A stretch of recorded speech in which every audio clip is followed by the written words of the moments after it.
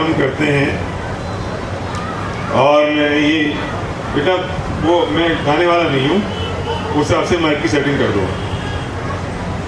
तो आज हम जिसकी चर्चा करने आए महावीर जयंती की, तो उसकी बात शुरू करूँगा। उसके पहले मंगलाचरण करेंगे और मैं चाहूँगा कि अब संजय जी तो 1.5 घंटे की बात कर रहे हैं, मैं तब तक बात करूँगा जब तक आपका मन लगेगा। अब वो 3 घंटे भी हो सकते हैं और 1 घंटा भी हो सकता है। और आपका जब तक उत्साह होगा, क्योंकि मेरी ट्रेन 1:30 बजे है, तो मैं ये सोच रहा था कि भाई मैं 10:30 के बाद क्या करूँगा। वो अच्छा है, बोलते ही हूँ, तो इसलिए आप शांति से बैठे रहें। और अगर आपका मन नहीं लगा तो 1 घंटे 1 घंटे में भी खत्म कर सकते हैं। संतप्त मानस शांत हो जिनके गुणों के गान में, वर्धमान महान जिन विचरे हमारे ज्ञान। भगवान महावीर का जन्म जयंती है और पता नहीं हमने यूं ही सुबह से शुरू की और शाम हमारी हो गई और एक इवेंट हमारी जिंदगी में और हो गया।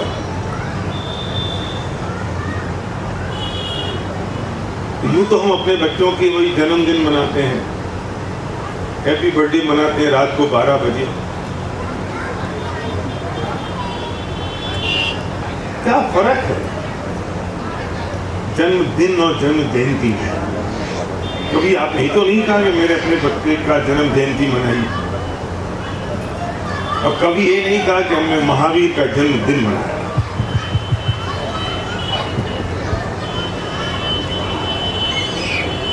इस भव के पहले महावीर के जब भी जन्म हुआ तब जन्म जयंती नहीं थी, जन्मदिन ही था।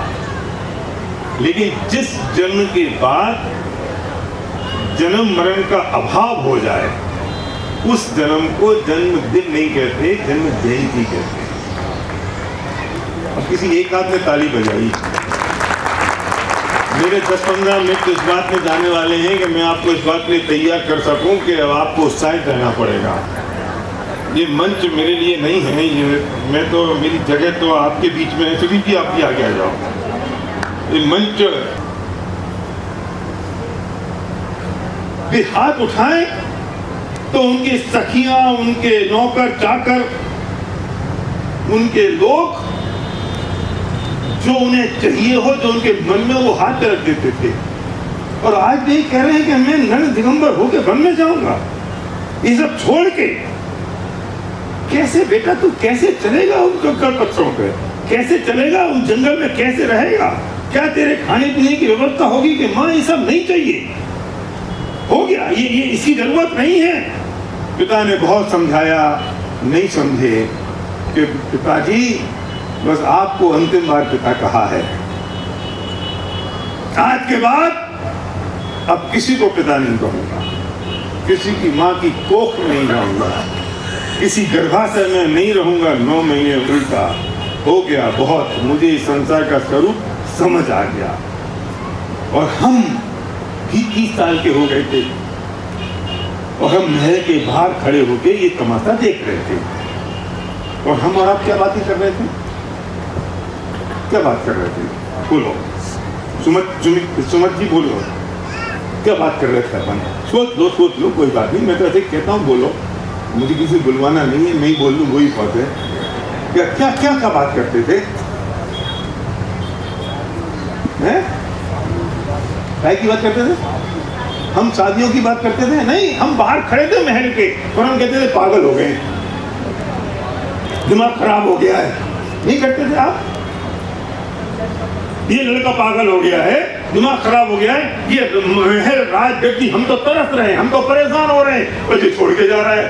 देख भगवान हमें मिल जाए, हमें ये सिद्धार्थ तो 10 लाख गोद ले तो ज्यादा बढ़िया है। और इनकी समझ में नहीं आ रही है, अरे कितने बढ़िया प्रपोजल आ रहे हैं, राजकुमारियों की शादी करने को तैयार नहीं है और ये जंगल में जा रहे हैं, हमें समझ में नहीं आ रहा था।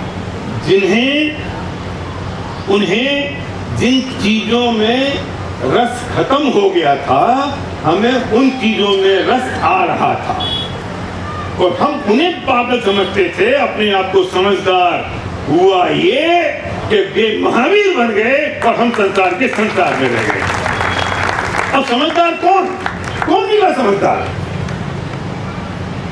ये समझदार निकले कि मैं ये बात कहना चाहता हूं कि जो हो गया सो हो गया। अब कम से कम 2622 साल के बाद तो समझ में आ जाए कि अभी भी समझ में नहीं आएगी। और आज के दिन में इसलिए नहीं आया हूं कि हम एक बार और महावीर जयंती पे महावीर की जय बोल लें और कहते हैं महावीर भगवान की जय और अपने महावीर जयंती की तीसरी समझ लें। सुबह हमने जुलूस निकाला, सुबह पूजन करी, पाठ करी उन्हीं महावीर की, और फिर आज शाम खत्म हो गई क्योंकि आज छुट्टी थी, संडे था, और कल से फिर उन्हीं काम धंधों में लगना है। और ना सुने उनके सिद्धांत जो उन्होंने कहे, ना सुने उनकी बात जो उन्होंने कही, और जिस पथ पे वे चले उस पथ पे ना चले और एक और महावीर जयंती निपट जाए। इसलिए मैं नहीं आया हूं। कुछ आज आप हाथ में लेके जाओ और कुछ निर्णय करके जाओ। मैं इसलिए आया हूं आज आपके पास। उन्हें लग रहा था संसार असार है, और हमें क्या लग रहा था? संसार में सार है। हमें अभी तक समझ नहीं आया।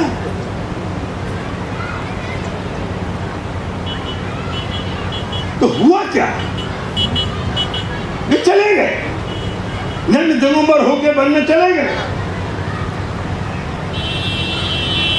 30 साल की उम्र में। हमें सब पता है। वे 12 साल तक उन्हें तपस्या की। वे नगर में भी आते थे, आहार लेने आते थे, हम देखते थे, हमने आहार भी दिए, पर हमें समझ नहीं आया कि हो क्या रहा है। हम समझ नहीं पाए। उन्हें केवल ज्ञान की प्राप्ति हो गई। 30 साल तक उनने समूह शरण में उपदेश दिए। हम और आप कौन थे? वो मेरा दोस्त है ना वर्धमान, सुनो, वो महावीर वो भगवान बन गया है और उसके उपदेश हो रहे हैं। चल अनुभव, चल कटिंग कर, चल भाई, चल दीपक, चल। तो नहीं आओगे समूह शरण में हम सुनने उनकी वाणी को? अरे ना जाने अनंत बार हम अनंत तीर्थंकरों की वाणी को सुनने के लिए समूह में गए हैं। हम महावीर की वाणी को सुनने के लिए भी गए,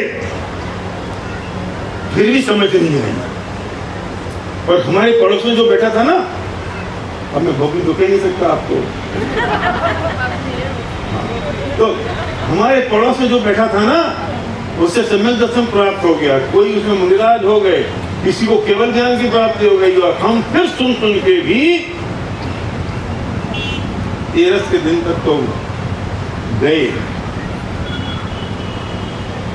और फिर उनकी वाणी बंद हो गई। तो भी गए, देखा, अमावस्या की सुबह पहुंचे और भोर की पहली किरण निकली। उससे पहले तो पता चला कि मेरे प्रभु निर्वाण को प्राप्त हो गए। ये ताली किस बात पर है? किसके? ये मैं कहानी महावीर की नहीं सुना रहा हूं, वो तो दीपक सुनाएगा। मैं तो मेरी कहानी और आपकी कहानी सुना रहा हूं। ताली इस बात को बजाई ना आपने कि हम यहीं के यहीं रह गए, वे चले गए। किस बात पर ताली बजाई भाई साहब? क्यों बताओ? सुमत जी, सुदीप जी, किस बात पर ताली बजाई? हम यहीं नहीं रह गए और वे चले गए। अरे कैसे छाती पे पत्थर रखा होगा हमने उस दिन, जब मेरा दोस्त, मेरा मित्र मेरे साथ पैदा हुआ, मेरे साथ खेलने वाला वर्धमान आज महावीर होकर निर्वाण को प्राप्त हो गया और केवल ज्ञान प्राप्त हो गया, और हम वहीं को वहीं रहकर समोसन से लौट आए कोरे के कोरे। हम न जाने कितने बार भगवानों के समोसन में गए और कोरे के कोरे लौट के आ गए। ये हमारे लिए सौभाग्य की बात है कि दुर्भाग्य की? ये बात हमारे लिए सोचने की है सोचने में मजबूर करती है, या यूं ही ठीक है चला गया। ऐसे समझ में नहीं आएगी। समझ में पता कब आएगी कि दो दोस्त थे, एक था रामलाल और एक था श्यामलाल, जाना है? ठीक है ठीक है, धन्यवाद। प्रधान में तो अभी तुमने जानता हूँ शायद समय आपके पास नहीं होगा, शादी में है, हम आपको सुनाने दोबारा जाएंगे। थैंक यू जी जी, थैंक यू।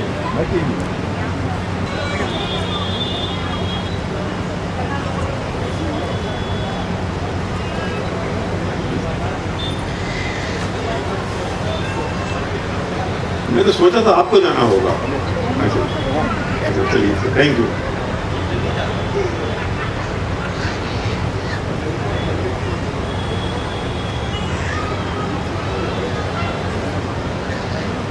आज महावीर जयंती है, इसलिए मैं महावीर की बात कर रहा हूँ।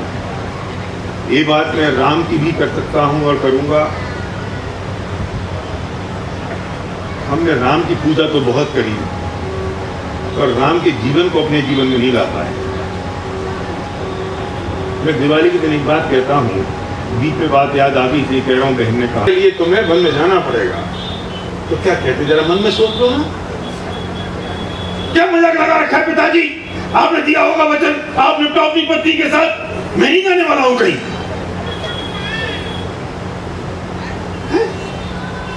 मैं नहीं जाऊंगा। उसे राजपाट दिख रहा था, मुझे राजपाट दिख रहा था, और राम को नहीं दिखा राजपाट। राम ने क्या कहा कि जो आज्ञा पिताजी। क्यों? क्योंकि उन्हें पता था कि जिस द्रव्य का जिस क्षेत्र में जो जब जैसा होना है वैसा होके रहेगा, कोई भी इसमें परिवर्तन नहीं कर सकता। उन्हें कैसे भी दुश्मनी मोल नहीं ली, और हम होते तो पिताजी तुम कह रहे तो ठीक है, अब हम कैसे से निपट लेते हैं, हम निपट लेते हैं कैसे कैसे किस तरह का मचा रखी है तुमने। क्या कहते हैं? और हम बेहम हैं जो हम कहते हैं हम राम भक्त हैं, हम भी कहते हैं हम महावीर भक्त हैं। हमने कौन से उनके आचरण को पाल लिया, हमने कौन सी उनकी बात को मान लिया। लोग ये और कहने लगे, भी मुझे कुछ दिन पहले एक आदमी मिला, वो मेरे से बोला यार देखो अपन राम भक्त तो ठीक है, लेकिन अपन राम ने तो यार जिंदगी में कुछ यही नहीं यार, कुछ तो बोलना था, हमने कुछ पुरुषार्थ ही नहीं दिखाया। मैंने कहा मूर्ख, वे पिताजी से बहस करते तो नपुंसकता थी, पुरुषार्थ तो ये था कि उन्हें पिताजी की आज्ञा को स्वीकार किया। उस आज्ञा को स्वीकार करना पुरुषार्थ का काम है। अपने लोक कसाय पे विजय प्राप्त करना पुरुषार्थ का काम है। अपनी यश कसाय मान कसाय पे विजय प्राप्त करना पुरुषार्थ का काम है। 14 साल के लिए वनवास में चले जाना अपनी कसायों को मंद करके, वो पुरुषार्थ का काम है। झगड़ा करना पुरुषार्थ है, पर हमारी बुद्धि से काम करती है। हमने झगड़ा किया तो बड़े पुरुषार्थी हैं, हमने तू घर में कही तो हम पुरुषार्थी हैं। अरे राम के भक्त तब बनेंगे जब राम के जैसे जीवन को जीवन में उतारेंगे। हम महावीर के भक्त तब बनेंगे जब महावीर जैसे जीवन को अपने जीवन में उतारेंगे, और जब उतारेंगे तो महावीर जैसे बनेंगे, तब राम जैसे करेंगे। मेरे से बुला के नहीं मैं तो श्री कृष्ण का भगत हूँ। मैंने कहा अच्छा तुम क्या समझते हो? बोले श्री कृष्ण चक्र चलाए, युद्ध किया। मैंने कहा पागल हो तुम। श्री कृष्ण ने, कंस ने श्री कृष्ण को मारने की कोशिश की तो उन्होंने क्या किया? और जब उन्होंने युधिष्ठिर को, जब उन्होंने दुर्योधन को समझाने का प्रयत्न किया और वो नहीं माना, तो एक ही बात तो कही कि जिसकी जैसी गति होनी होती है उसकी मति वैसी चलती है। मैं कहता हूं कि श्री कृष्ण जैसा व्यक्ति किसी को नहीं समझा पाया तो तुम और हम समझा लेंगे किसी को? तो जब भी जितने बुजुर्ग बैठे हैं उन्हें अपने बेटों से शिकायत होती है कि मेरे बेटे सुनते नहीं है, समझते नहीं है। तुम कौन से खेत की मूली हो? वे श्री कृष्ण नहीं समझा पाए, तुम अपने क्या समझा लेंगे? जितनी सासें हैं वे समझती कि हमारे बहुएं नालायक हैं, वे समझती नहीं है। मैं उनसे कहता हूं श्री कृष्ण जैसा महापुरुष नहीं समझा पाया, आप और हम समझा लेंगे। तो ये सोच के समझा नहीं आती, क्योंकि दुर्योधन की जैसी गति होनी थी वैसी उसकी मति चली, हो गई। क्या फर्क पड़ता है? महापुरुषों की कहानियां, महापुरुषों का जीवन चरित्र सिर्फ इस बात के लिए होता है कि हम अपने जीवन को उसके अनुरूप कैसे ढालें। उनकी जय बोलने का अभिप्राय ये नहीं होता कि बोला उनकी जोर से जय और हमने जय बोल दी। जय बोलने का अभिप्राय ये होता है कि हम उनके सम्मिश्रण में हैं, हम उनके समर्पण में हैं, हम उनकी आज्ञा में हैं। उनने जो कहा हमने उसे स्वीकार किया, वो जो कह रहे हैं हम उसे मान रहे हैं और अपने जीवन में ढाल रहे हैं। लेकिन हो उल्टा गया कि हमने जय बोली और बाकी कुछ नहीं सुनी, ना कुछ बोली, ना कुछ मानी, तो जीवन में कैसे परिवर्तन आएगा? मेरे छोड़, बेटा सुनो, बेटा चुप, बेटा तेरी कहानी सुना रहा हूं, बैठ यहीं पे बैठ, हिलना मत और आवाज मत करना, बैठो बेटा। ये तो क्या होता है कि माँ बाप बच्चों को ले आते हैं और छोड़ देते हैं कि प्रोग्राम के ऑर्गेनाइजर संभाल लेंगे, पंडित जी संभाल लेंगे, ये बोलते रहेंगे, अपन को संभाल लो, छोड़ दो। कोई मम्मी खो गई क्या? कोई मम्मी खो गई? नहीं खोई? तुम बैठ जा, बैठो, चलो। दो दोस्त थे, एक था रामलाल, एक था श्यामलाल। रामलाल पढ़ाई में बहुत होशियार था, श्यामलाल तो पढ़ाई में होशियार नहीं था। रामलाल समझदार था, श्यामलाल उतना समझदार नहीं था। रामलाल पढ़ते पढ़ते पढ़ते फर्स्ट डिवीजन आता गया और एक दिन IAS का एग्जाम दिया और कलेक्टर बन गया। श्यामलाल ज्यादा समझदार नहीं था, तो बेचारा चपरासी बन गया। दोनों दोस्त एक साथ रहे, एक साथ खेले कूदे, एक साथ पढ़ाई करी, लेकिन एक कलेक्टर बन गया और एक चपरासी बन गया। बीना जिले में कई रहने वाले थे, तो जो कलेक्टर बन गया उसकी कई ड्यूटी लगते अल्टीमेटली बीना जिले में भी आ गई। बीना कलेक्टेड है, हो जाएगी कर, ये काम इन्हीं का था, इनका ही है। तो चलो कोई बात नहीं, हम बिना कलेक्टेड मान लेते हैं। तो जैसे ही वो जो चपरासी था उसकी ड्यूटी भी कलेक्टेड में लगी थी और वो भी कलेक्टेड से भाग्य से वो भी कलेक्टर के कमरे के बाहर लगी थी। और रामलाल जैसे जैसे तेज चलता हुआ 5, 7, 10 हरदली आते हुए जैसे कमरे में घुसा तो श्यामलाल की आंखें चौंक आई। देखो जाना पहचाना सा चेहरा लग रहा है, पहचान तो पाया नहीं, कुछ जाना पहचाना सा चेहरा लग रहा है, कुछ चक्कर है। रामलाल अंदर बैठा हुआ था, अपनी कलेक्टराई कर रहा था। जैसे जैसे उसने किसी से पूछा कि भाई साहब कलेक्टर साहब का नाम क्या है, उसने कहा रामलाल। बोले कौन से गांव के? उस गांव से। कौन से सन के? उस सन के हैं।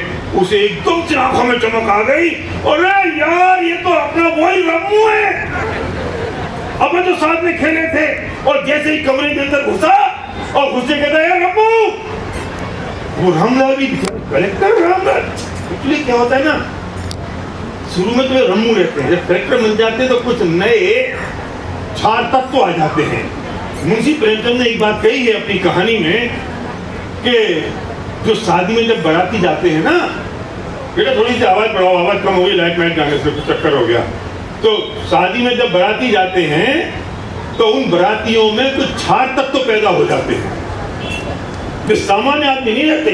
और जैसी विदा होती है तो फिर लड़की वाला हो जाता है, चार तत्व के साथ तो बाराती हो जाते बेचारे गरीब की अल्लाह की गाय।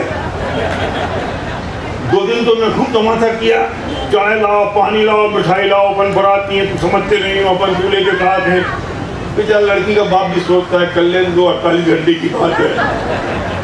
और जैसे ही वो विदा होती है पाचा पलट जाता है और जो बराती आए थे जब भी लड़की वाले बनते हैं बेचारे अल्लाह की गाय बन जाते हैं।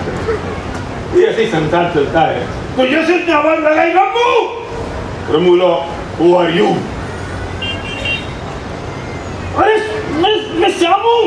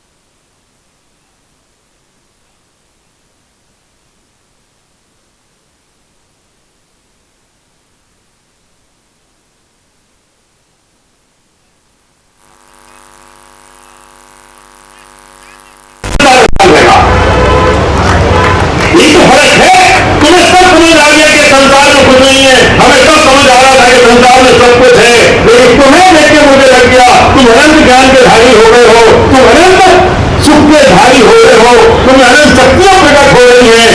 तो यह अर्घ समर्पित करके प्रभु निज गुण का बनाऊंगा और निश्चित तेरे सर्वत्र प्रभु अरे हम। इस बात में बहुत बड़ा फर्क है भाई साहब। सुनना, एक खतरनाक बात की तरफ ले जा रहा हूं मैं आपको। मैंने भूमिका बनाई एक बात कहने की कि राम मुझे राम जैसा बनाएंगे, वे महावीर मुझे महावीर जैसा बनाएंगे, या मुझे उनके जैसा बनना पड़ेगा। अरे उन्हें तो वो आदर्श प्रस्तुत कर दिया, उन्होंने तो वो एक रोल मॉडल दे दिया कि और सुनो, आदर्श प्रस्तुति नहीं कर दिया, उस आदर्श का मार्ग भी बता दिया। देखो भाई साहब, ताली बजाओ तो सारे बजाओ, दो चार मत बजाओ। ये भाई साहब सबसे बढ़िया बजा रहे हैं। मुझे लगता है कि एक ही आदमी समझदार है कि बीना में। देखो मैं बातें तो बहुत बढ़िया कर रहा हूँ, आप ताली बजाते तो मुझे समझ में आता है कि आपकी समझ में आ गया, क्योंकि मेरी बातें नहीं है ना, ये तो प्रभु की बातें हैं, ये मेरी बातें नहीं है भाई साहब। तो उन्हें आदर्श प्रस्तुत कर दिया, उन्हें मार्ग बता दिया, उन्हें दिखा दिया पाठ। अब मेरा जिम्मेदारी क्या है कि मैं उस मार्ग पर चलूं। वे मुझे अपने जैसा बनाएंगे नहीं, मुझे उनके जैसा बनना पड़ेगा। तो भगवान मुझे सब कुछ दे देते हैं। एक बार 10,000 लोगों की सभा थी, इसमें था अनुभव भी, एक बार प्रोग्राम में था जागरण स्टेडियम दिल्ली का, हिंदू मुस्लिम सिख ईसाई सब लोग वहां बैठे थे। मैंने पूछा, यार एक बात बताओ, भगवान सब कुछ करते हैं? कि हाँ साहब सब करते हैं। मैंने कहा ठीक है, तो अच्छा भी वे कर रहे हैं और बुरा भी वे कर रहे हैं? कि नहीं नहीं नहीं नहीं नहीं नहीं, नहीं अच्छा ही अच्छा कर रहे हैं, तो बुरा कौन कर रहा है? सोचना पड़ेगा, बहुत गंभीर बात कर रहा हूँ, और ये बात आज समझ में आ गई तो मेरा बिना आना सार्थक हो गया और आपका सुनना सार्थक हो गया। नहीं नहीं नहीं, अच्छा करेंगे तो बुरा कौन करेगा? ये ऐसा कैसे हो सकता है कि एक बाप के 4 लड़के हों और वो बाप एक लड़के के साथ अच्छा करे और बाकी 3 के साथ बुरा करे? ऐसा हो सकता है भाई साहब? अरे बाप तो बाप है, बच्चे भले ही नालायक निकल जाए, लेकिन माँ और बाप के लिए बच्चे नालायक नहीं होते हैं। माँ से तो फिर भी ममता निकलती है, बाप से फिर वापस तो निकलता है, और बच्चा कैसा भी हो जाए आखिर अपना ही बच्चा है। कोई माँ ने आज तक अपने बेटे का बुरा किया? अरे वो बेटे जो नालायक बच्चे, अगर मेरी बात सुन रहे हो तो सुन लें, वे नालायक बच्चे जो अपने माँ बाप को वृद्धाश्रम में डाल देते हैं इस बात के लिए कि मेरे कमरे में जगह नहीं है, मेरे घर में जगह नहीं है, बच्चों को पढ़ना है, मैं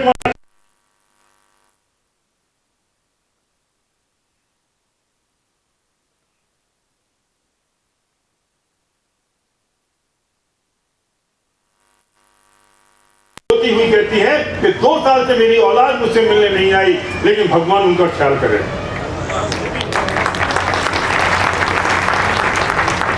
उसे आंख से दिख नहीं रहा बहन जी, वो बीमार है। वृद्धाश्रम वाले जो भी कर सकते होंगे करेंगे, इससे ज्यादा क्या कर पाएंगे? उनकी अपनी सीमाएं होती है बेचारों की, वो होता तो नहीं कर सकते जो एक बेटा कर सकता है। आंख से दिख नहीं रहा है, बीमारी बढ़ रही है, डायबिटीज पीक पर है, और 2 साल से वो नालायक बेटा पूछने नहीं आया माँ कैसी हो। और जब लोग कोई दान देने के लिए, आइसक्रीम खिलाने के लिए, मिठाई बांटने के लिए उस माँ की तबीयत पूछने आए, तो वो कहती है 2 साल से मेरा बेटा तो नहीं आया है, लेकिन भगवान उसका ख्याल रखे, वो अच्छा रहे, उसको तकलीफ ना हो, उसको परेशानी ना हो। तो मैंने कहा उस माँ से कहना कि कुछ गालियाँ भी दे दिया करे अपने बेटे को, गुस्सा भी हो जाए कर, नहीं हो सकती। तो जब एक बाप एक माँ अपने नालायक बच्चे का बुरा नहीं कर सकते, तो वो तो परमपिता परमात्मा है, वो बुरा कैसे करेगा? कैसे करेगा? हाँ, कौन बोला है? आवाज आई। अरे तो कौन देता है फल? कौन देता है? अरे अगर वो ही एक ईश्वर सबको करने सब करे, तो फिर मेरे उन कर्मों का क्या होगा? एक बुरे का पाप का काम कर रहा है, ये पुण्य का काम कर रहा है, तो पाप वाले का क्या होगा और पुण्य वाले का क्या होगा, अपने कर्मों का क्या होगा, कौन करेगा? तो ऐसी मैं बात कर रहा था तो एक मेरी मुसलमान महिला बहन खड़ी हो गई। वो कहती भैया आप ठीक तो कह रहे हो, लेकिन जो बुरे कर्म करता है उसे अल्लाह बुरा फल देता है, जो अच्छे कर्म करता है उसे अल्लाह अच्छे फल देता है। मैंने कहा तू सही कह रही बहन, अब सुन, इस बात को हटा दे कि अल्लाह दे रहा है कि राम दे रहा है कि महावीर दे रहा है। नक्की तो ये हुआ कि जिसने जैसे कर्म करे उसे वो फल मिला। यार इस बात से आपकी तालियां कमजोर है। बात समझ आई मेरी? मैं जो कहना चाह रहा हूं, तुमने स्वीकार किया ना, जो अच्छा करेगा उसे अल्लाह अच्छा देगा, जो बुरा करेगा उसे अल्लाह बुरा देगा। तो ये तो भी साइड ना कर कि अल्लाह दे रहा है कि महावीर दे रहा है कि राम दे रहा है कि श्री कृष्ण दे रहे हैं, लेकिन दे कोई भी, लेकिन मिला किस आधार पर मुझे ये बताओ। कर्माधीन व्यवस्था है ना। अच्छा ऊपर वाला भी दे रहा है तो बेचारे के पास कोई ना कोई पैरामीटर तो होगा। ऊपर वाला भी दे रहा है ना, तो उसमें कोई पैरामीटर होगा, या जो मन में आया वो कर दिया। वो ऐसा मास्टर तो है नहीं जैसे अशोकनगर में थे कि जो 8वीं क्लास की परीक्षा हुई तो कौन पास होगा कौन फेल होगा, वो बोले अरे यार कौन जांचा जांची करे, कौन कॉपी खोले, एक खटिया रख दो, कॉपी उठा लो, जो खटिया के ऊपर वो पास, जो खटिया के नीचे फेल। और भगवान ऐसा तो कर नहीं सकता।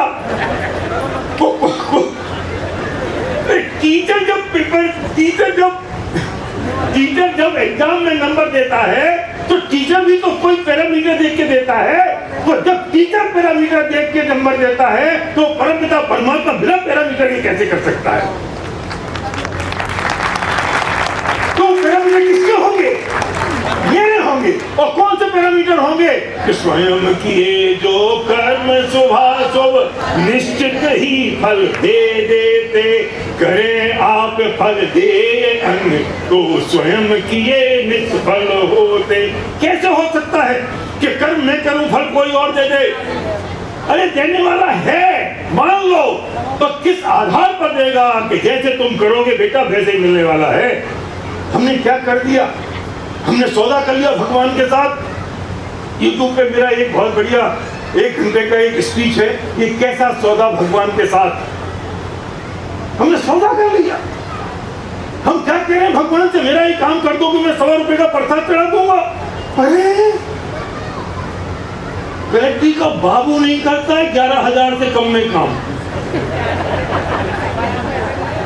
तुमने बेचारे हमारे परम पिता परमात्मा 3 लोक के नाथ 100 रुपया में,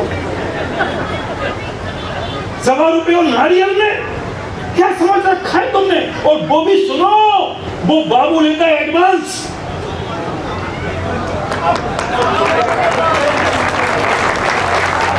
और भगवान को कब? काम होने के बाद। एक मेरा दोस्त पेड़ पे चढ़ रहा था, ऊपर से नारियल लटक रहे थे, बोला भगवान अगर मैं नारियल तोड़ लाऊं ना तो 11 रुपए चढ़ाऊंगा। चढ़ता गया आधी दूरी पहुंचा, भगवान 5 रुपए तो चढ़ा ही दूंगा। फिर थोड़ा और ऊपर चढ़ा तो पहुंचने लगा, जैसे ही हाथ लगाने लगा तो बोला भगवान 1.25 रुपए तो चढ़ा दूंगा, भी हाथ में आया नहीं।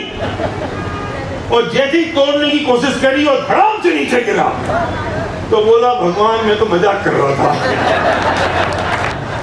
ये सौदा परमात्मा के साथ, ये सौदा 3 लोग के नाथ के साथ क्या सौदा कर रहे हैं हम? कैसे कर रहे हैं हम?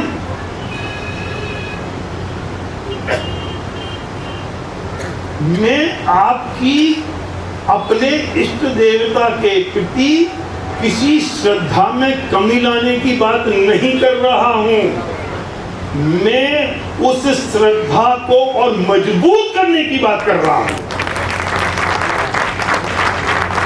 मैं उनके आदर्शों पे चलने की बात कर रहा हूं। वे जैसे बने परमात्मा भगवान में उसकी बात कर रहा हूं। मैं उनसे वो मांगने की बात नहीं कर रहा हूं जिसे उन्होंने छोड़ दिया। अभी हमने पहले छोड़िए, पहले क्या बात कही थी कि उन्होंने वो राजपाट वैभव सब छोड़ दिया। राम ने वो वैभव छोड़ दिया था कि नहीं, राजपाट छोड़ा कि नहीं? अगर राम को आकर्षण होता उसके प्रति तो राम छोड़ते दशरथ की बात पर? अरे वे विरक्त थे, वे अनासक्त थे, वे डिटैचमेंट उनको था, उनको फर्क नहीं पड़ता था जगत के मोह माया से, और चल दिए, वे चल दिए। महावीर चल दिए हो, राम चल दिए हो, जितने भी 63 लाख के पुरुष जिनने अपनी आत्मा के स्वरूप को पहचाना, क्यों वे सब छोड़ के चल दिए ना? क्यों? क्योंकि व्यक्ति थी, जिनने जो छोड़ दिया उनसे वो मांग रहे हैं। और किस कीमत पे मांग रहे हैं? 100 रुपए पे। मैं क्या कहना चाहता हूं, मैं किसी क्रिया को नहीं रोक रहा हूं, मैं उस श्रद्धा में परिवर्तन की बात कर रहा हूं कि जब परमात्मा मेरे प्रभु को देखो तो उनसे मांगने की जगह उनके जैसे बनने की बात करो, तो देश में शांति आ जाएगी कि नहीं? फिर नेताओं को कुछ करने की जरूरत पड़ेगी कि नहीं? फिर अशांति फैलेगी, फिर बदमाशियां होंगी, फिर गड़बड़ियां होंगी, कौन सुधरेगा?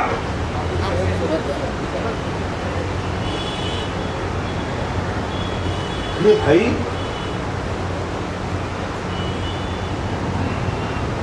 एक पति पत्नी जा रहे थे और उसका साला जा रहा था, पति का मतलब पत्नी का भाई, ये तीनों जा रहे थे, घूम रहे थे, और पत्नी ने अपने पति का हाथ पकड़ा हुआ था। अब पत्नी पति का हाथ पकड़ेगी तो किस भाव से पकड़ेगी, तो क्या परिणाम और क्या भाव होंगे सब शादीशुदा समझते हैं, और जो शादीशुदा नहीं है वे भी समझते हैं, अब तो है ना, जो भी भाव होते हैं जैसे भी। लेकिन हुआ क्या, धीरे धीरे करके लंबी दूरी थी, भाई भी पास में चल रहा था, पति का हाथ भाई कभी छूट गया और भाई का हाथ पकड़ लिया बहन ने। भाई को तो पता है कि बहन का हाथ है, बहन को नहीं पता था कि भाई का हाथ है। अब मैं आपसे पूछता हूं, इस क्रिया को छोड़ने की जरूरत है कि वो बहन अपने भाई का हाथ छोड़े, इसकी जरूरत है, या वो सही श्रद्धा कर ले कि पति का नहीं भाई का हाथ है? तो मेरी बहन ने बोल दिया तो श्रद्धा कर ले, हो गया काम। हाथ छोड़ने की जरूरत कहाँ है? अरे तुम हाथ छोड़े, अरे हाथ छोड़ पागल, हाथ क्यों छोड़े? भाई का हाथ है ना। लेकिन जो आज तक मान रही थी कि पति का हाथ है, इस मान्यता को तोड़ दे, हाथ जहां था वैसे ही रहना रहेगा, हाथ जैसा रह रहा था वैसे ही रहेगा, कोई फर्क नहीं पड़ने वाला है। सुनो, दूसरी तरफ जो भाई है उसे तो पता ही है बहन का हाथ है। जिस बहन को नहीं पता कि भाई का हाथ है, हाथ छोड़ने की जरूरत नहीं है, हाथ जैसा का वैसा पकड़े रख। लेकिन तेरी जो मान्यता उल्टी हो गई थी कि पति का हाथ है, उस मान्यता को सीधा कर ले। तुम्हें परमात्मा की आराधना करने की मनाही नहीं है, परमात्मा की आराधना तो और बढ़ जाएगी जब तुम्हें सही श्रद्धा और सही मान्यता के साथ तुम परमात्मा की आराधना करोगे। तुम और ज्यादा आस्तिक हो जाओगे, तुम और ज्यादा उन पर समर्पित हो जाओगे। क्यों? क्योंकि उनने ये सिखाया है कि भगवान जन्मते नहीं हैं, बनते हैं। हम भी तो उनके साथ थे ना। अरे क्या हुआ, उन्हें पहले समझ में आया, मुझे बाद में समझ में आया, पर आ तो गया ना। रामलाल पहले बन गया, श्यामलाल बाद में बना, क्या फर्क पड़ गया? क्या फर्क पड़ा? हाथ छोड़ने की जरूरत नहीं है, वो जो श्रद्धा उल्टी हो गई थी उसे सीधा करने की जरूरत है। इसलिए कहते हैं क्रिया से ज्यादा महत्व ज्ञान का है। क्रिया ने क्या फर्क डाला? ज्ञान सच्चा हो गया कि मेरा भाई है, बस खत्म हो गया ना काम। तो संजय जी बोलो, ठीक है? जो कह के क्या मुझे सिखाया था सब बोल दिया मैंने। बहुत चिंता हो रही थी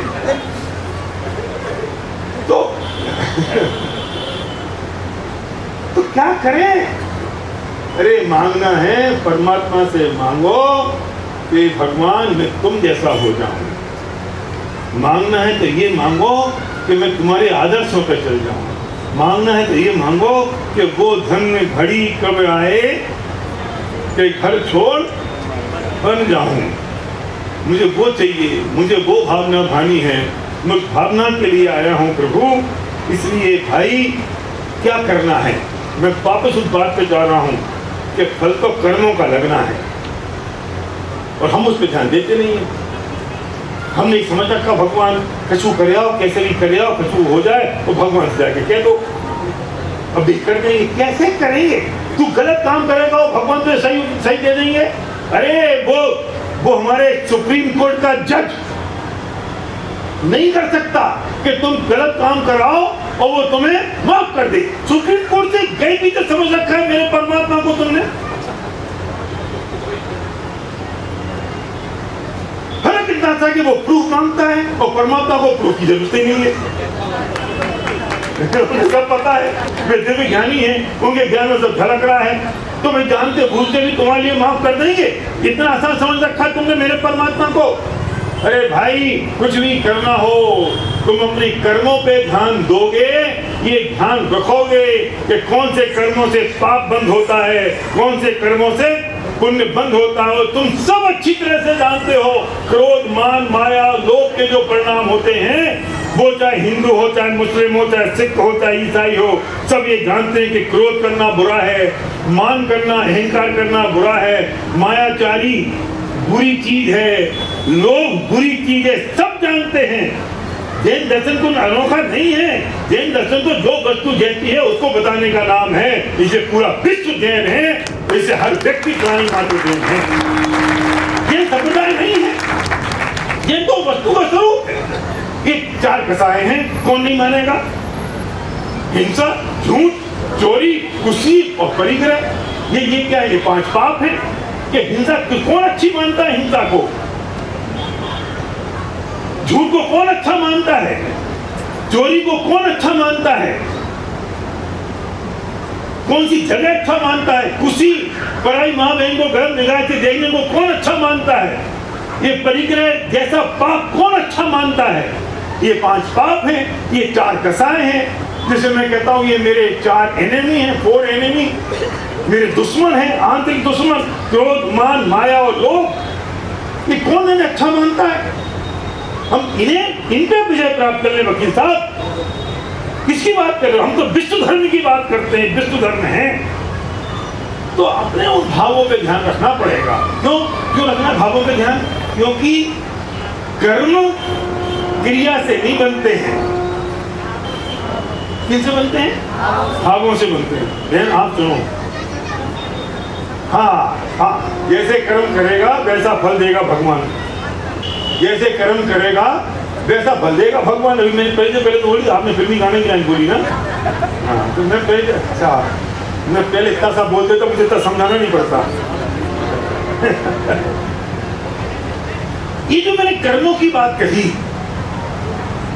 ये जो कर्म बनेंगे कैसे बनेंगे कर्म? क्रिया से बनते हैं या भावों से बनते हैं? कौन से भावों से बनते हैं? एक व्यक्ति है, वहां सामने उसे जोर से पत्थर फेंक के मारा और वो पत्थर मेरे यहां से निकल गया। तो भाई साहब समझते नहीं हो क्या? पत्थर मार दिया, मेरा सर फूट जाता तो? वो कहता है फूटा तो नहीं, फूटता तो बोलता। क्यों साहब? फूटता तो क्या बोलता? फिर बिना के सरकारी अस्पताल में जाता, दिल से क्या बोलता? वो क्या सोचता है कि मैंने पत्थर मारा, इसके सर में लगती, सर फूटता तो उसको पाप लगता। वो ही सोचता है इससे पाप लगेगा। अरे मूर्ख, तूने तो मेरा सर फोड़ने की पूरी तैयारी कर ली थी। ये तो मेरे अच्छे पूर्व कर्मों का उदय था कि मेरे कान में या मच्छर भिनभिनाया, मैं उसे हटाने के लिए ऐसा हुआ और पत्थर निकल गया। तूने तो पूरी तैयारी कर ली थी। तेरे मारने से मेरा सर फूट जाएगा। अगर तेरे मारने से मेरा सर फूट जाएगा तो मेरे पुण्य कर्म का क्या होगा भाई साहब? जाको राके साइया मार सके ना कोई। क्यों? कैसे मार सकता है वो? अगर वो पत्थर फेंक के मारा तो वो तो उसने तो पूरी कोशिश की थी, तो मेरे पुण्य का उदय था, तो मेरी आयु शेष थी, तो मैं बच गया। तो उसे पाप लगेगा कि नहीं? लगेगा ना। उसके पत्थर फेंकने के, मारने के भाव से कर्म बंद हो गया, और ये मेरा सर फूटता तो मेरे पाप का उदय होता। ये जो है ना आजकल नई नई चीज आ गई है, ऐसे पकड़ के ये क्या है, क्या कर रहे हैं? मच्छर। क्यों? एक भाई साहब ने ऐसा किया, नहीं क्या कर रहा है? मच्छर है। क्यों मार रहा है? अरे वो हमारा खून पी रहा है, मैं उसे मारूं नहीं? सिर्फ खून पी रहा है। कितना खून पी गया? कितना खून है उसके पास? कितनी बॉडी है उसकी भाई साहब? क्या किया उसने? तुम्हारी यही बूंद खून के बराबर तो उसकी पूरी बॉडी नहीं है। उसने तुम्हारे हाथ पे बैठा और सिर्फ एक पप्पी ही तो ली थी, और क्या किया? कितना खून चूस लिया। तुमने उसे मौत की घाट उतार दिया। मतलब ठीक है, नक्की कर लो, एक बूंद की खून की सजा मौत। नक्की कर ले, नक्की कर ले, नक्की। तो तुमने जिसकी पूरी जान ले ली, इसकी सजा क्या होगी? तुमने उसकी जान क्यों ली? एक बूंद खून, तुमने उसकी पूरी जान ले ली, इसकी सजा क्या होगी? उसके यहाँ न्याय तो है ना। अब वो राम दे रहा है कि अल्लाह दे रहा है कि महावीर दे रहा है, इसको साइड में कर दो, मैंने कहा था। कर्म तो वही रहेंगे ना, देगा कोई, साइड में करो, कोई तो देगा, मिलेगा तो इस रीजन से, इस रीजन से मिला, इसकी सजा क्या? और तुमने निपटा दिया उसको। उसी क्या गलती? उससे तो भोजन है ना, वो उसे तो खाना है ना, वो उसकी दुश्मनी तो नहीं थी ना तुमसे कि तुम्हारे कान पे जाके भिड़ बनाएगा। इसका पाप किसको लगेगा? अपने को लगेगा ना। और फिर हम जाके कहें, हे भगवान मैंने ऐसे क्या पाप कर दिए, भगवान मैंने क्या गलती कर दी, मुझे तकलीफ हो रही है, तुझे पता नहीं, तू रोज कर रहा है सुबह से लेकर शाम तक, तू भगवान के सामने अब रो रहा है। किसको मिलेगा इसका फल? हमने तो कह दिया। स्टेशन पे महिला लेटी है, रात के 2 बजे हैं, अर्ध नग्न अवस्था में वो बहन लेटी है। एक आदमी वहां से निकलता है और वो सोचता है कि आज की रात अगर ये महिला मेरे पास आ जाए तो मेरा तो दिन बन जाए, और चला जाता है। दूसरा आदमी निकलता है, वो कहता है अरे ये ऐसे क्यों लेटी है, और चला जाता है। तीसरा आदमी आता है और कहता है अरे बहन बहुत ठंड है, अपना शॉल उठाता है, उसके ऊपर रखता है और कहता है कि चलो मेरे घर पे मेरी बेटी है, मेरी पत्नी है, आज की रात तो मेरे घर रुकना, कल तुम जहाँ चाहोगी वहाँ भेज दूंगा। वकील साहब, एक महिला है, एक परिस्थिति है, एक स्थिति है, 3 अलग अलग लोग गए हैं। मेरा प्रश्न ये है कि तीनों को एक सा पाप और पुण्य मिलेगा या अलग अलग? क्यों अलग अलग मिलेगा? ये देगा कौन? भगवान देगा। हाँ लो, वो गई नक्की।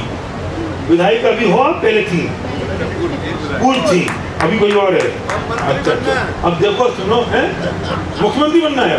देखो ऐसा है, बनी जाएंगे इतने अच्छे भाव होंगे तो, लेकिन जब इतनी निश्चिंताई से क्यों बैठी है? क्योंकि पूर्व थी, वर्तमान वाली को निश्चिंताई नहीं होगी। बैठिए बैठिए बेटा, भैया जगह दो, यहाँ जाओ भाई साहब, यहाँ जाओ, वहाँ जगह, यहाँ जाओ, यहाँ जाओ, यहाँ जगह, कोई बात नहीं। मैं क्या कह रहा था? अब मुझे बताओ कि वो जो मेरी बहन लेटी थी स्टेशन पे और 3 आदमी लेटे थे, इसमें कौन फल भगवान देगा कि उसके भाव देंगे?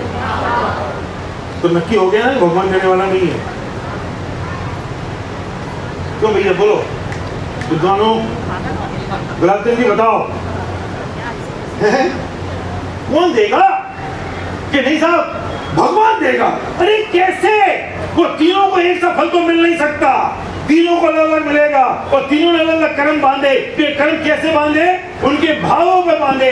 लेकिन जो स्टेशन मास्टर खड़ा था, उस स्टेशन मास्टर को तो पता ही नहीं है, क्योंकि तीनों की क्रियाएं तो लगभग एक सी थी।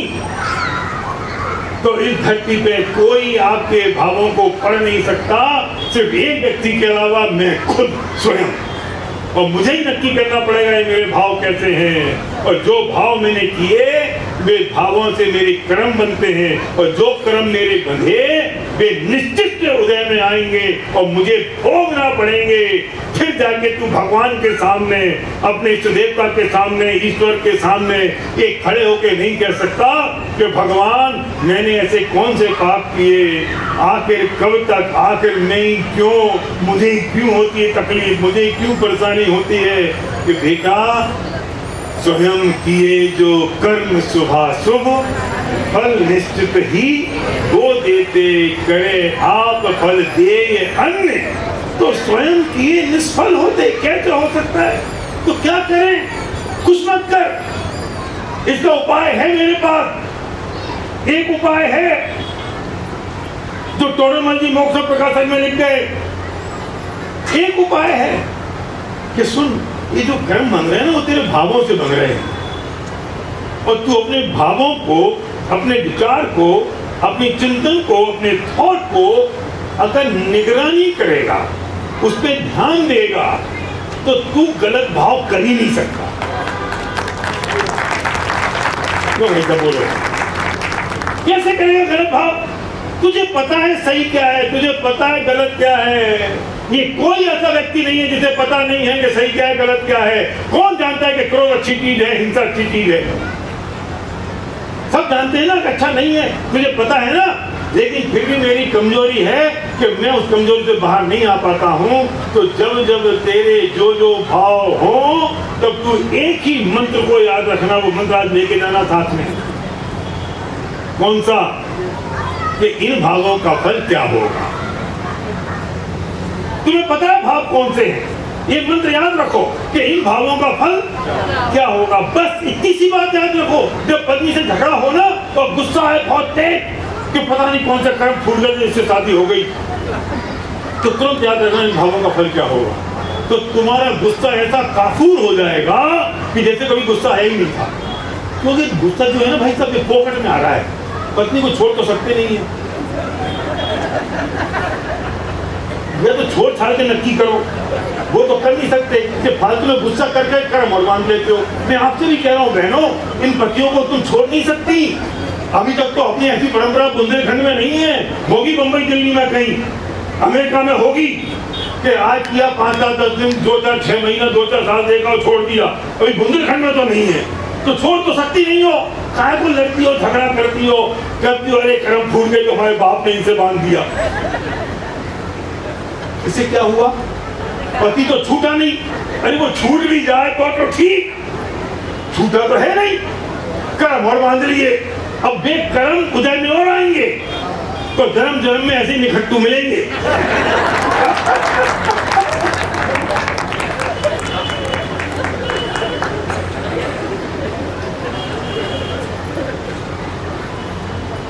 जब भी गुस्सा है, जब अहंकार हो कि संजय बाटा मंत्री मंदिर का, तो संजय ये सोचना इन भावों का फल क्या होगा। ये सोचना तो तुम्हारा जितना भी वो अभिमान। अध्यक्ष महोदय कहाँ है? अध्यक्ष महोदय कहाँ है? पीछे बैठे। अच्छा वहां बैठे अध्यक्ष महोदय। जब तो अध्यक्ष महोदय लगे कि मैं जैन समाज के अध्यक्ष, और ये अहंकार हो और बिना की बजरिया सकड़ी पड़ जाए और अपन चौड़े हो जाए, तो ये सोचना इन भावों का फल क्या होगा।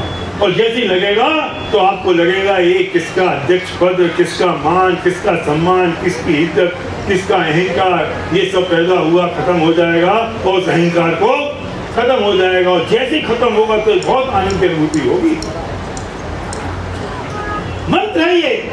तो क्या करें, कैसे करें? आदत नहीं है, अभ्यास नहीं है, प्रैक्टिस नहीं है, तो अपने घर की दीवारों पे लिख दो इन भावों का फल क्या होगा। बेडरूम की अलमारी पे लिख दो। जब पति पे गुस्सा आए तो तुरंत दिखेगा इन भावों का फल क्या होगा। बिल्कुल ठंडे हो जाओगे। एक ना पहले चॉकलेट आया करती थी, पान पसंद, है ना? तो कहते 5% खाइए और मूड को बदलिए, ऐसा कुछ था, है? खुश हो जाइए, मेलोडी खाओ खुश हो जाओ। तो ये है, हाँ मेलोडी खाओ खुश हो जाओ।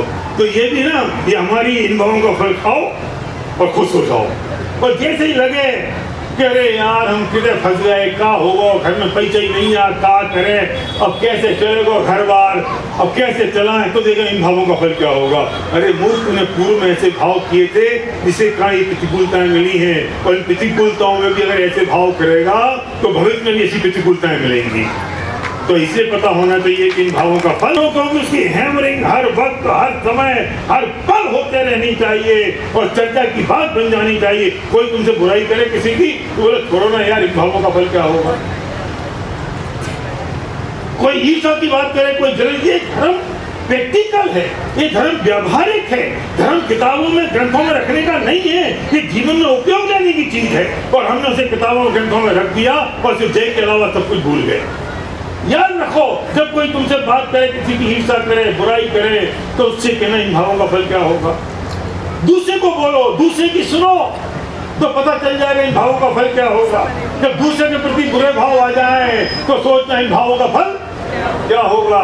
मैं हमारी सांसद महोदय से कह रहा हूं कि आपको लगेगा मैं जीतूं वो हार जाए तो सोचते हैं इन भावों का फल क्या होगा। और आप ही बैठी हो मेरे पास, नहीं इन भावों का फल। अरे आप लोग सुनो, जीतोगी पुण्य से, और पुण्य तो तब बनेगा जब जगत के कल्याण की बात सोचोगी। हाँ, पुण्य तो उससे बनने वाला है। हम तो पुण्य की बात कर रहे हैं, हम तो बात ही करते हैं कि जिसका जो कल्याण होना हो उसका ऐसा करते हो कि उनको अपने भावों का फल मिलेगा और हमें अपने भावों का फल मिलेगा। इसके अलावा किसी और को मिलने वाला नहीं है। महावीर का संदेश है, महावीर ने बात कही है, महावीर एक कह गए हैं, जिस रास्ते पे चल के मैं भगवान बना हूँ, तो उस रास्ते पे चलोगे तो तुम भगवान बन सकते हो। याद करो वो 2622 वर्ष पहले मैं और वर्धमान एक साथ पैदा हुए थे, वे चले गए, वे बन गए, हम रह गए, और आज उनके जन्म जयंती के दिन हम ये प्रतिज्ञा करें कि हमने जो मार्ग बताया है उस मार्ग पर चलें।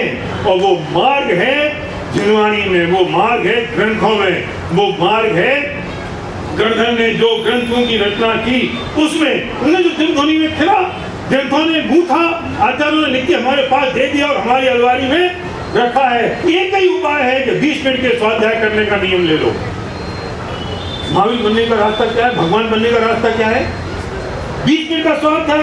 ये कोई भी धर्म हो, कोई भी चीज हो, स्वाध्याय मतलब वो जिनवाणी का पठन, अपना अध्ययन, वो चिंतन मनन 20 मिनट का। कि 20 मिनट से हो जाएगा, अरे होएगा तो 2-4 घंटे से, लेकिन तो 20 मिनट से शुरू करेगा तो 4 घंटे पे भी पहुंचेगा। मैं आज 4 घंटे की बात करूंगा तो नहीं करोगे, मैं 4 घंटे की बात करूंगा तो नहीं कर पाओगे।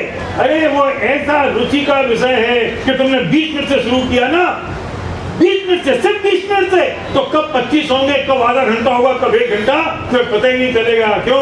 क्योंकि किसी और की बात नहीं है, मेरी बात है, अपनी बात है, भगवान की बात है और परम सुखी होने का रास्ता है। इसे 20 मिनट से स्वाध्याय करने का नियम लेकर जाओ, क्या फर्क पड़ जाएगा। कब करें? जब तुम्हें समझ में आए तब करो। रात को करें, हाँ करो। पाप लगेगा? नहीं लगेगा, पाप मेरे माथे।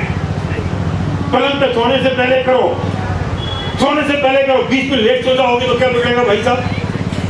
क्या बिगड़ेगा? 20 मिनट लेट सो जाओगे तो कुछ बिगड़ जाएगा? 20 मिनट से तुम सुनो, टीवी देखते देखते सोते हो, बंद कर दो। दुनिया की पंचायत देखते देखते सोते हो और टीवी फिर कोई तुम्हारी पत्नी बंद करती है और तुम्हारे रात को सपने में क्या घूमता है? वो जो टीवी पंचायत चल रही है, अरे उस पंचायत के उनको पैसे मिलते हैं और हमें क्या मिल रहा है? हमारा दिमाग खराब हो रहा है, पाप बन रहा है, कर्म बन रहे हैं, होकर नहीं। बंद कर दो। तुम जो रात को सोते हो, तुम्हारे सब कॉन्शियस माइंड में रात भर वही चीज जाती है, और हम सोते वक्त जो सबसे ज्यादा दिमाग काम करता है वो वही करता है जब अंत समय तक आप जो सोचते हो। तो बंद कर दो। रात को सोते वक्त स्वाध्याय करके सो, आत्मा परमात्मा की चर्चा करके सो, जिसपे आपकी श्रद्धा है, जो हमारे इष्ट देवता हैं, उनने जो मार्ग जिसने बताया है वो पढ़ के सो। ऐसी सत्यनारायण की कथा मत सुनना कि 10-12 सत्यनारायण की कथा सुन ली, कोई वैसी ताली बजा रहे, वैसी सिर हिला रहे जैसे पहली बार सुनी थी। क्यों? क्योंकि हम समझ रहे हैं कि सत्यनारायण की कथा सुनते वक्त गर्दन हिलाने से और ताली बजाने से धर्म होता है। नहीं, उस कथा में जो कहा है उसे जीवन में आचरण करने से धर्म होता है, सुनने से नहीं होगा। क्या किया राम ने जब वो जंगल जा रहे थे? क्या किया? क्या परिणाम थे जब वो रावण सीता मां को लेकर चला गया? कभी उन परिणामों के बारे में विचार किया? जब हनुमान जी से उन्होंने कहा तो हनुमान जी ने क्या कहा और राम ने क्या कहा? कभी उनकी वार्ता में उनके भावों को पकड़ने की कोशिश करी?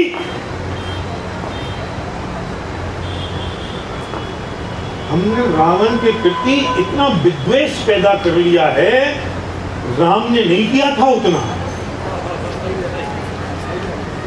आप समझ लो मैं जो कह रहा हूं बात, ये बहुत गहरी बात कह रहा हूं। राम ने इतना विद्वेष पैदा नहीं किया था रावण के प्रति, और हमने कितना कर लिया। हर साल रावण को जला रहे हैं। माफ करना, मैं खतरनाक बात कह रहा हूं, मुझे इस पूरे हिंदुस्तान में, पूरी दुनिया में एक रावण लाके दिखाओ। आज पूरी बात सुन के जाना, बीच में मत जाना, मैंने पेट खोल दिया है आपका और ऑपरेशन टेबल पे आप हो। जिसके घर में ऐसी महिला हो जिसे वो जीवन जान से ज्यादा चाहता हो और 6 महीने उसके पास रह रही हो और वो उसे छुए भी नहीं, माफ करना, हमारे पास और त्रिखंडी राजा, हमें तो डर लगता है कि पड़ोसी क्या कहेगा, पुलिस क्या कहेगी, सरकार रोक लेगी, इसलिए रुके।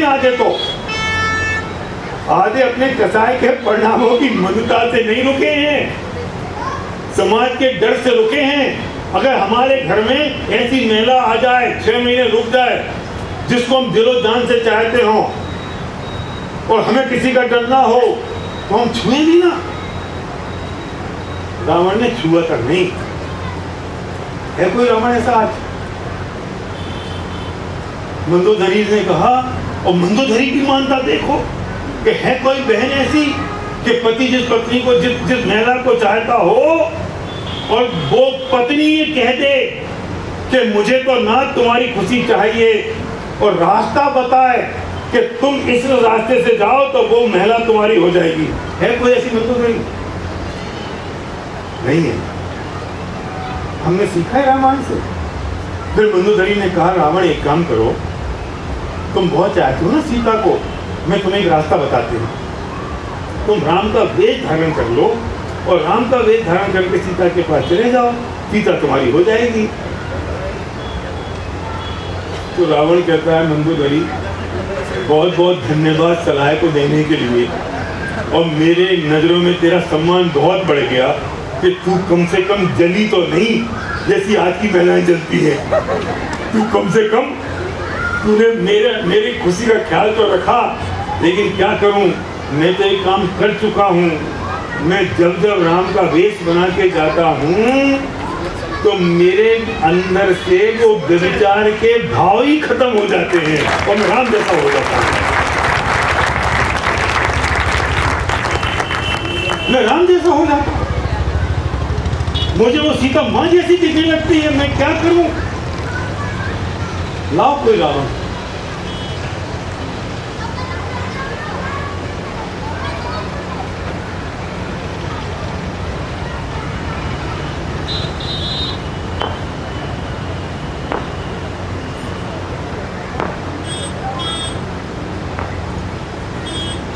अरे तुम राम नहीं बन सकते, राम का वेश धारण कर लो तो राम जैसे हो जाओगे।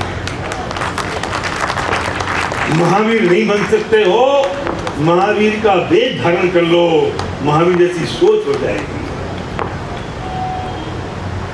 इसलिए वो वेश धारण करने की बात है। इसलिए मैं कहता हूँ जब जब परिस्थिति बने तो मैं बच्चों से एक बात कहता हूँ, बेटा जब भी संसार में कोई परिस्थिति बने तो ये सोचना कि मेरे पिता इस वक्त होते तो क्या करते। नहीं बात समझ रहे हो? अगर जब व्यापार धंधे में, समाज में, परिवार में कोई परिस्थिति बने तो सोचना कि मेरे पिता होते तो क्या करते।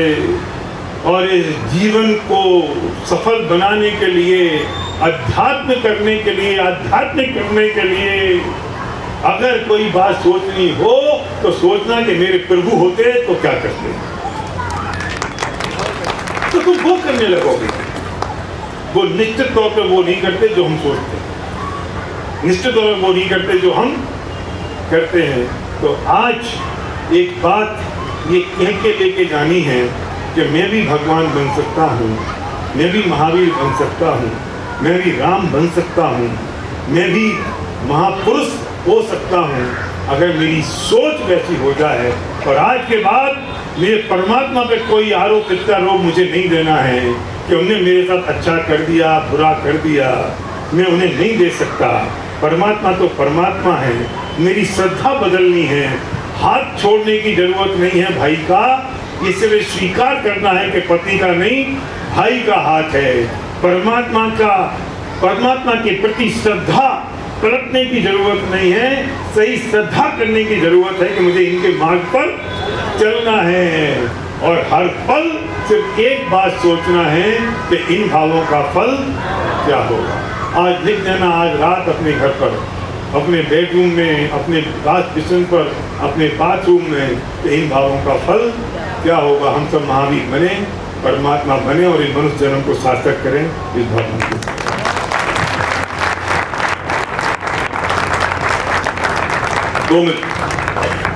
बहुत बहुत धन्यवाद डॉक्टर एस.पी. भारत जी। आपने अपनी चिरपरिचित शैली में हम सभी के बीच में अपना वक्तव्य मोटिवेशनल स्पीच रखी। सभी ने उसका लाभ लिया होगा, सभी ने ध्यान दिया होगा कि उन्होंने जो विषय की शुरुआत की थी उसके पश्चात जो उनकी मोटिवेशनल स्पीच थी वो उस पर उन्होंने पूरी दी। और कहा जाए तो सारे विश्व में, जगत में जो एक फंडामेंटल राइट्स, फंडामेंटल होते हैं, सिद्धांत होते हैं, उन पर बहुत प्रकाश डाला। और मुख्य रूप से आजकल इनको जो विषय था क्या हम भी महावीर बन सकते हैं, तो एक महावीर की पूजन में लाइन आती है, भूतकाल प्रभु आपका, भय मेरा वर्तमान, वर्तमान जो आपका, भय भविष्य मम जान। इस भावना को उन्होंने हमारे बीच बोला। दूसरी बात, आपने पूरी इस स्पीच के बीच में जो बात विशेष रूप पर ली कि इन भावों का फल क्या होगा, तो मैं सभी को बताना चाहता हूँ कि आपके पिताश्री पंडित रतनचंद जी भारिल, उनकी एक बहुत ही महानतम कृति इन भावों का फल क्या होगा, सारे भारत ही नहीं विश्व में उसकी इतनी सर्कुलेशन हो चुकी है।